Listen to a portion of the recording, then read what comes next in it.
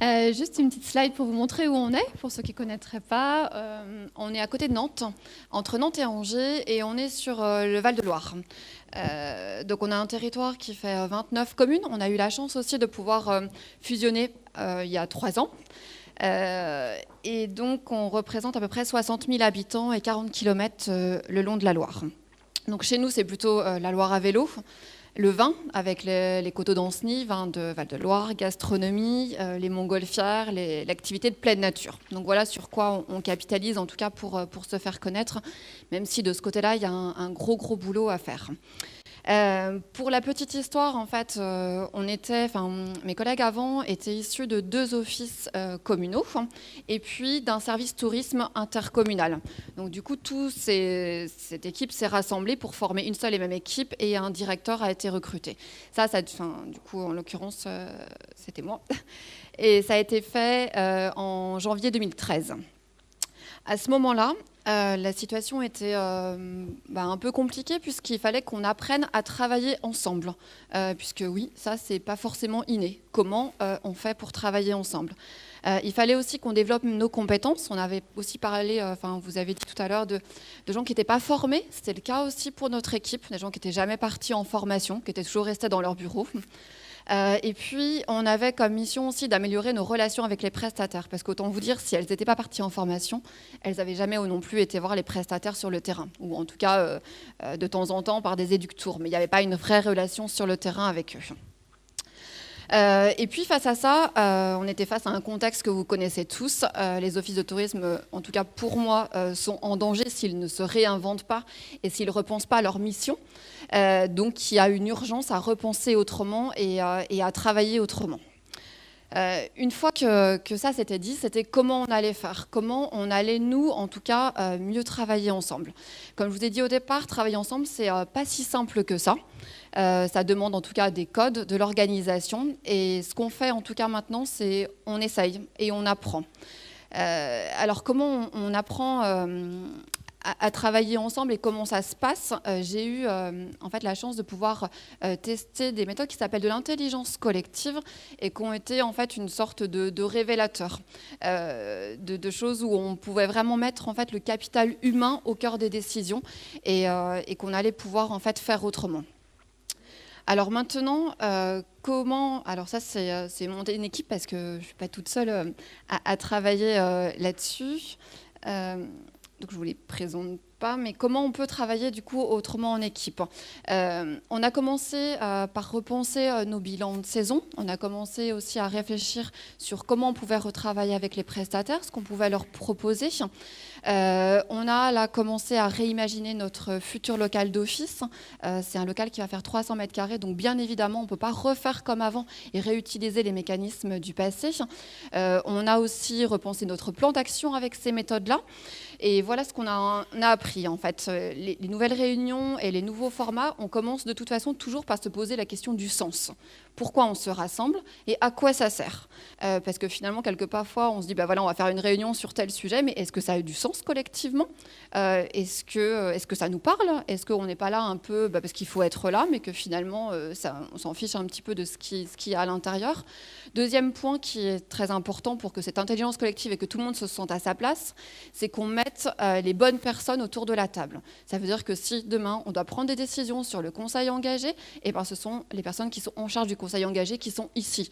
Si on doit travailler sur le site web et son contenu, c'est effectivement les conseillères en séjour qui sont autour de la table. Donc ça modifie aussi un petit peu les codes. Donc mettre les bonnes personnes autour de la table. Et puis ensuite, pour concret, on a beaucoup parlé de rêve, et j'adore ce mot parce que je pense qu'il faut qu'on rêve. Alors effectivement, la loi NOTRe, elle ne fait pas trop rêver, mais il faut mettre un peu de rêve parce qu'on vend du rêve. Et si nous, dans nos organisations, on ne met pas un peu de rêve et un peu d'envie et de dynamisme, ça ne marchera pas tout simplement. Donc pour créer et innover, on s'est rendu compte qu'il fallait mettre en place des cadres. Alors les cadres, on a été les piocher en fait dans pas mal de méthodes d'intelligence collective. Il y en a pour tous les goûts, pour toutes les tailles de groupe. Elles permettent quoi? Elles permettent de se poser des bonnes questions et de de penser autrement, en fait, de poser des questions différemment. C'est-à-dire qu'on ne va pas ramener les anciens formats de réunion parce qu'on se rend compte que si on réutilise les organisations passées, on reproduira tout le temps les mêmes effets.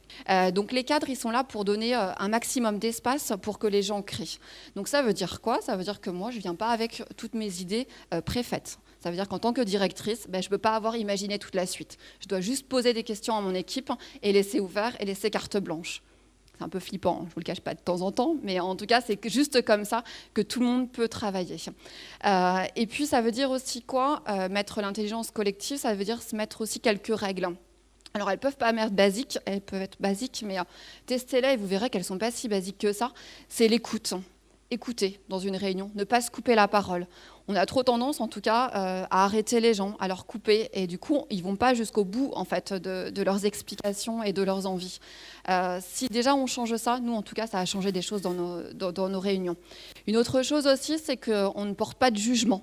On n'est pas dans la critique, on attend, en tout cas, et on prend tout ce qui arrive. Parce que pour créer aussi, il faut que tout le monde puisse s'exprimer et que ça marche. Cette intelligence collective, alors je pouvais avoir décrété que ça serait chouette pour mon équipe de travailler dans ce sens-là, mais si moi, en tout cas, je ne changeais pas certaines lignes dans ma façon de manager, ça n'allait pas fonctionner. Donc là, comme on dit, il y a eu un moment de doute, parce que finalement, changer les autres, c'est bien, mais changer soi-même, ça commence à devenir un tout petit peu plus compliqué. Et puis, ça allait remettre en cause aussi, ou en tout cas en question, la façon dont je voyais mon rôle. Actuellement, mon rôle, je le vois déjà pour donner plus d'autonomie à l'équipe. Donner l'autonomie, ça veut dire que la personne qui fait, c'est elle qui décide. En tout cas, ça veut dire quoi? Ça veut dire que si elle est en charge d'une action, c'est elle qui a le pouvoir de décider de ses actions et de ce qu'elle va prendre en fait comme décision. Finalement, quand on a dit ça, c'est pas si simple que ça, pour deux raisons. Déjà parce que moi, est-ce que je suis vraiment prête en tant que directrice de lâcher le contrôle et de lui dire ok, c'est elle qui va décider et moi j'ai pas de regard dessus, pas si simple que ça. Et puis la deuxième chose, c'est qu'aussi on n'a pas été tout à fait habitué à ça. En fait, on a été habitué à ce que quand on a une décision, on va demander au directeur. Donc du coup, c'est lui qui prend la responsabilité. Puis en même temps, c'est un peu plus simple parce que c'est pas moi qui prends la responsabilité d'eux. Donc ce travail n'est pas très simple, mais en tout cas j'y crois vraiment. Je crois que l'autonomie des gens, elle est super importante pour pouvoir prendre les bonnes décisions. Et puis ça veut dire aussi que je ne vais pas à toutes les réunions et que je me pose la question avant d'intégrer des projets, est-ce que j'ai une réelle valeur ajoutée à y aller? Est-ce que là, je vais apporter quelque chose de différent à mon équipe? Si c'est la réponse, elle est non, j'y vais pas. C'est très clair, puisqu'elles sont assez autonomes et je leur fais confiance. Un deuxième point qui est important, qui n'est pas tout à fait réglé chez nous aussi, mais pour innover, créer, on a besoin aussi de donner un droit à l'erreur. Alors ça, c'est pas très français non plus. De se dire, ok, ça peut louper. C'est pas très très simple, c'est un peu flippant aussi en matière de directeur, mais si on ne fait pas ça, ça veut dire que les gens, enfin en tout cas, ils ont peur de créer parce qu'ils ont peur de l'échec. Et si en tant que directeur, je ne dis pas, ok, là, si vous vous trompez, c'est pas grave, on va apprendre de nos erreurs et on va pouvoir faire mieux la prochaine fois. Et ça, du coup, ça change vraiment la donne. En tout cas, nous, quand on a commencé à le faire, on sentait que du coup, on a libéré en fait la créativité des équipes. Enfin, c'était même assez impressionnant. Alors ça demande quoi sur mon rôle en tout cas de directrice et le rôle de manager? Déjà de lâcher prise, puisque ça veut dire que quand on laisse la créativité, qu'on ne maîtrise pas toutes les actions qui vont sortir. Donc ce ne sera pas forcément mes idées qui vont ressortir, et puis c'est tant mieux. Mais ça veut dire aussi que je dois lâcher mes idées, c'est-à-dire qu'elles ne sont peut-être pas toutes bonnes et qu'on est toutes en train de créer. Je dois lâcher aussi le contrôle, parce que finalement, c'est plutôt rassurant de contrôler l'organisation, de s'assurer qu'elle fonctionne bien. Ça ne marche pas non plus, si en tout cas on veut que chacun s'autonomise et prenne le contrôle. On doit aussi suspendre son jugement. Bon, alors ça, c'est pas très très simple non plus. C'est le jugement vis-à-vis de son équipe, de ne pas porter jugement sur ce qu'ils font, mais c'est aussi le jugement vis-à-vis de soi-même et de ne pas s'auto-saboter quand on a des choses qui viennent et des idées qui viennent. On se rend compte quelquefois dans l'équipe où il y a des gens qui n'osent même plus donner leur avis parce qu'ils s'auto-jugent avant de commencer. Sauf que ça ne marche pas. Si on veut vraiment réinventer nos métiers, il faut qu'il y ait un travail là-dessus. Et puis, on se rend compte aussi, alors ça c'est important par rapport aux prestataires, qu'il faut se mettre à la place des parties prenantes. C'est-à-dire que quand on commence à imaginer un projet maintenant, on a notre vision en tant qu'office, mais on essaye aussi de se mettre à la place du prestataire, de dire, voilà, et lui, comment il voit le projet ? quelle est sa vision en fait des choses. Puisque en faisant ça, du coup, on a une belle complémentarité en fait du projet et on arrive vraiment à avoir une vision qui est importante et intéressante. Pour nous, ça a changé quoi ? Déjà une motivation d'équipe. L'équipe est motivée, elle est dynamique, elle a envie de faire. Ça a développé leurs compétences aussi et ça a donné vraiment de la créativité. On a eu l'occasion de le tester avec les prestataires, avec une 30aine de prestataires et de créer avec eux notre nouvelle carte touristique. On leur a confié intégralement le contenu de notre carte, ils ont géré le contenu, on les a laissés faire, on a organisé en tout cas pour que ça réponde à nos attentes et ensuite on a créé avec eux le contenu de la carte, c'est-à-dire une carte qui a été créée 100% par des locaux.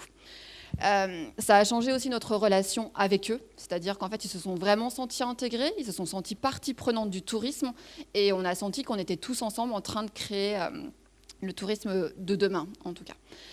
Une petite conclusion, s'il vous plaît. Oui, parce que... c'est bon, j'arrive. Merci. C'est parfait, je conclue. Donc très clairement, oui, je crois que l'humain est important, qu'on doit capitaliser sur cette partie-là. Je ne suis pas du tout en train de vous exposer une recette miraculeuse, puisque je pense que c'est vraiment à chacun de réinventer son fonctionnement. Mais juste de croire qu'il est possible de faire autrement, de travailler avec ses équipes autrement. Il y a plein d'autres entreprises qui sont en train de les tester. Vous verrez, taper entreprise libérée, management, vertical. Il y a plein de choses qui existent et qui peuvent être vraiment inspirantes. Il n'y a pas de modèle, il y a juste l'envie et la possibilité de faire autrement. Et je vous promets que ça peut vraiment faire des résultats sympas. Merci. Merci beaucoup.